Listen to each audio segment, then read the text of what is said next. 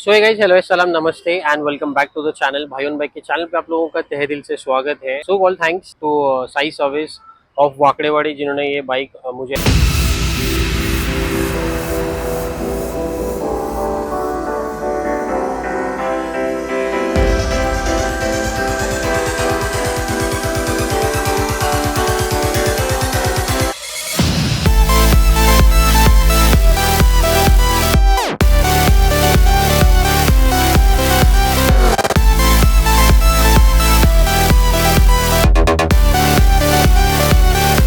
Walk around review shoot कर रहे हैं। स्टार्टिंग ऑफ द बाइक मैं ये बताऊंगा कि बाइक जो है 2025 का जेन 3 न्यू एडिशन है और एबोनी ब्लैक कलर में है। कहीं ना कहीं तो दूसरा एक कलर है इसमें मैट फिनिशिंग में आता है टैंक पे ही, तो वो डार्क ब्लू में है या फिर लाइट ब्लू में है, वो अभी अवेलेबल नहीं है। तो बाइक का जो कलर है वो है अवेलेबल डार्क ब्लैक में ही। और मीटर से शुरू करते हैं सबसे पहले।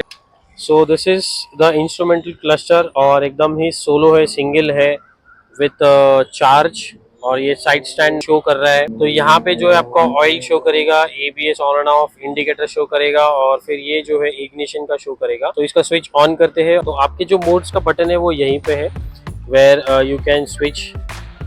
तो यहाँ पे देख रहे हो अभी एबीएस रोड मोड पे है। अगर आपको इसको चेंज करना है, जैसे यहाँ पे ही दिखता है स्ट्रीट मोड पे है लो, तो इसको चेंज कर सकते हो। तो ये जो है बटन यहाँ पे स्विच जो है ऊपर नीचे और बैक करना है तो, और मेन स्विच यहाँ पे है। सो मेन स्विच को प्रेस करते ही राइडिंग मोड्स में आते हैं। राइडिंग मोड्स में आप देखोगे यहाँ पे स्ट्रीट है और ट्रैक है, तो ये दो ही मोड आते हैं। और एबीएस में इफ यू सी तो ये रोड मोड पे है। अगर आप ट्रैक पे हो तो ये ऑन हो जाएगा या फिर ऑन कर सकते हो आप इसको, जैसे आप राइडिंग मोड सिलेक्ट करते हो। एक बार राइडिंग मोड सिलेक्ट करते हैं ट्रैक और फिर इसको बैक करते हैं एबीएस, तो इसको तो नॉन स्विचेबल है, आपको करना पड़ेगा अगर आपको ये करना है तो। एंड इसके अलावा जो है राइडिंग मोड एबीएस हो गया, बस इतना ही है। इन्फो है बाइक का और फिर ट्रिप 1 ट्रिप 2 ये इन्फो मिलेगा, ओडोमीटर आएगा। यहाँ पे जो है आपको नेविगेशन है, देख रहे हो आप, जब सॉफ्टवेयर अपडेट होगा तब आपको आएगा यहाँ पे सॉफ्टवेयर, यानी कि बाइक की डिलीवरी के टाइम आई थिंक सो। तो नेविगेशन है और म्यूजिक है। जैसे हम लोग हेलमेट यूज करते हैं, इंटरकॉम यूज करते हैं, अपना फोन यूज करते हैं, तो ब्लूटूथ कनेक्टिविटी रहेगा, राइडर्स इंटरकॉम कनेक्टिविटी रहेगा बाइक में। और साथों साथ आपको यहाँ पे जो है क्विक शिफ्टर और इसकी कनेक्टिविटीज के बारे में है। तो हम जो है लास्ट ऑप्शन है सेटिंग्स में, तो अभी सेटिंग्स में फेवरेट है क्विक सिलेक्टर है। अगर आपको बटन्स के हिसाब से सिलेक्शन देना है, जैसे मैंने ये प्रेस किया था तो डायरेक्टली स्टार्ट हो गया। तो कनेक्टिविटी में यू कैन सी मोबाइल और ब्लूटूथ का आएगा ऑप्शन, और हेडसेट पेयरिंग यानी कि आपका जो हेलमेट इंटरकॉम है वो कर सकते हो। हेडसेट टाइप है वो इंटरकॉम में यहाँ पे दिया है, वो भी सिलेक्ट कर सकते हो। सो this is all into connectivity. Quick shifter है, क्विक शिफ्टर में आपको बाय डिफॉल्ट जो है अपसाइड डाउन दोनों भी आएगा और ऑन भी है और ऑफ भी है। तो शिफ्टिंग लाइट है, शिफ्ट लाइट यानी कि आपका जो आरपीएम है वो गियर कौन से आरपीएम पे शिफ्ट होना है वो आप सेट कर सकते हो। सो यहाँ पे क्लॉक एंड डेट है, यूनिट्स है, लैंग्वेज है, एक्स्ट्रा फंक्शंस है। So this is all about the meter. यहाँ पे चार्जिंग का केबल दिया हुआ है, आप चार्जिंग के लिए लगा सकते हो। यहाँ पे नंबर प्लेट का है by default, if you want तो नंबर यहाँ पे आप डाल सकते हो, और यहाँ पे जो है आप विंडशील्ड लगा सकते हो अगर मिलता है तो। And this is the light जो अभी एट प्रेजेंट की इग्निशन ऑन करने के बाद ये लाइट जो है चालू रहता है, बंद करके दिखाते हैं आपको, तो बंद होने के बाद ऐसे दिखता है। तो ये जो है 4 लाइट्स दिए हुए ऑन रहेगा, और ये वाला जो है पास बटन पे है, और बाइक स्टार्ट होने के बाद आपको एलईडीज दिखाई देंगे, ये ऊपर के या फिर नीचे से फ्लैश कर रहा है।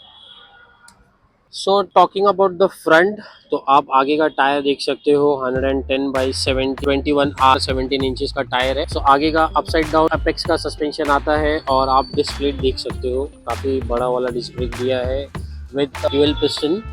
If you see dual piston के साथ में कैलिबर आया है। और इस बार जो है ना थोड़ा सा एरोनॉमिक्स बोला जाता है कुछ, तो बाइक में थोड़ा सा चेंजेस किया है, बिकॉज वो लाइटर फील होता है, और उससे क्या होता है फील जो होता है ना पावर का वो मिलता है इसमें। पीछे की टायर की बात करेंगे तो यहाँ पे आपको मिल रहा है 150/60 R 17 सेक्शन का टायर। और तो ये एक्चुअल जो टायर है, this is not of road kind of tyres, ये स्ट्रीट और नॉर्मल आपका ट्रैक्स के लिए बाइक एक्चुअली सबसे ज़्यादा बनी गई है। इसका फ्रेम सेटिंग भी कुछ ऐसा है, चलाने के बाद आपको डिफरेंस पता चलेगा अगर आप भी ऐसा देखते हो। तो कहीं ना कहीं थोड़ा सा आगे डाउन किया है, पिछले ड्यूक में थोड़ा सा ऊपर आया करता था, but now it is down.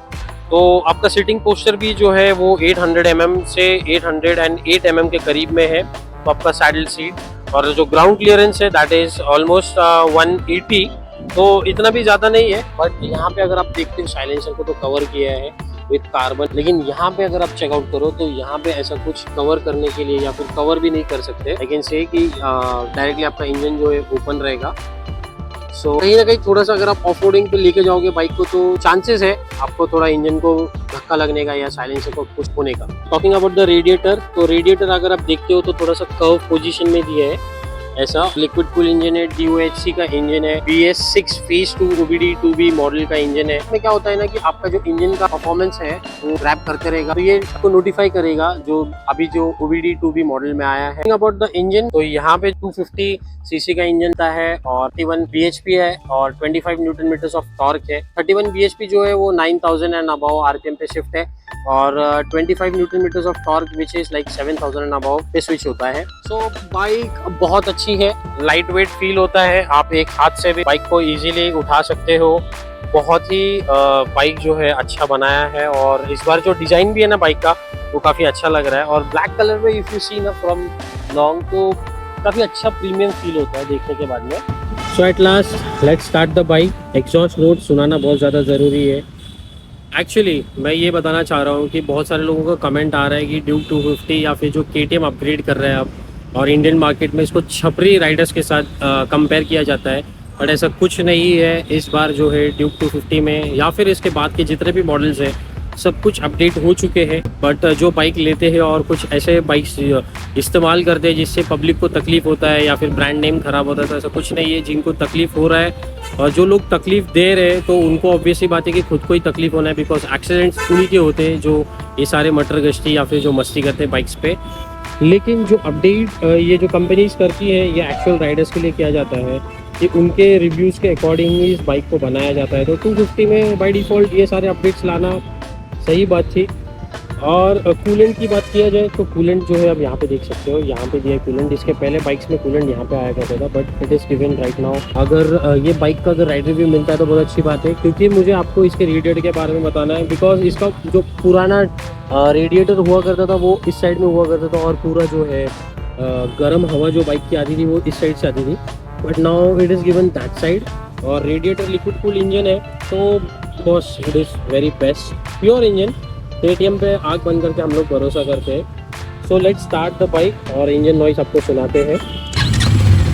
तो इसमें ऐसा कुछ नहीं है कि क्लच आपको प्रेस करना है और फिर स्टार्टर बटन आपको देना है तो बाइक स्टार्ट हो गया, ऐसा कुछ नहीं है। आप डायरेक्टली स्टार्ट कर सकते हो, इसमें कुछ चेंजेस नहीं किया है। यू कैन सी बाइक जो है बहुत ही साइलेंटली स्टार्ट हुई है और ये आवाज़ सुनते हैं इसका।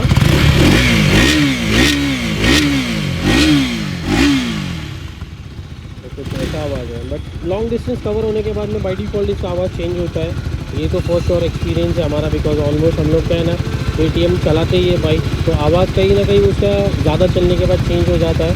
बट एट प्रेजेंट आप देखते हो बाइक कितना साइलेंटली खड़ी है, कितना साइलेंट से, मतलब एक अच्छा फील हो रहा है। ऐसा पुराने जैसे बाइक्स के जैसा फील आता था ऐसा कुछ नहीं है। So talking about the suspension अब जो है पहले अंदर दिया करते थे लेकिन अब जो है बाहर है। और ये भी देख सकते हो WP एपेक्स का सस्पेंशन है विच इज़ एडजस्टेबल। तो आप यहाँ पे देख सकते हो एडजस्ट कर सकते हो इसको, यहाँ पे दिया एडजस्टेबल, बट फ्रंट में जो है वो नॉन एडजस्टेबल रहेगा। So this is about the bike so far and I hope आप लोगों को ये रिव्यू वॉक अराउंड पसंद आया होगा। So don't forget to subscribe to channel. मिलते हैं न्यू राइड रिव्यू ब्लॉग में इसके, और राइडिंग एक्सपीरियंस भी चेकआउट करते हैं बिकॉज हमें सिर्फ कंपाउंड में ही चलाना है, तो एक 4-5 राउंड मारेंगे और देखेंगे कि कैसा हो रहा है। मिलते हैं नेक्स्ट ब्लॉग में, तब तक के लिए फ़ी अमानिल्लाह।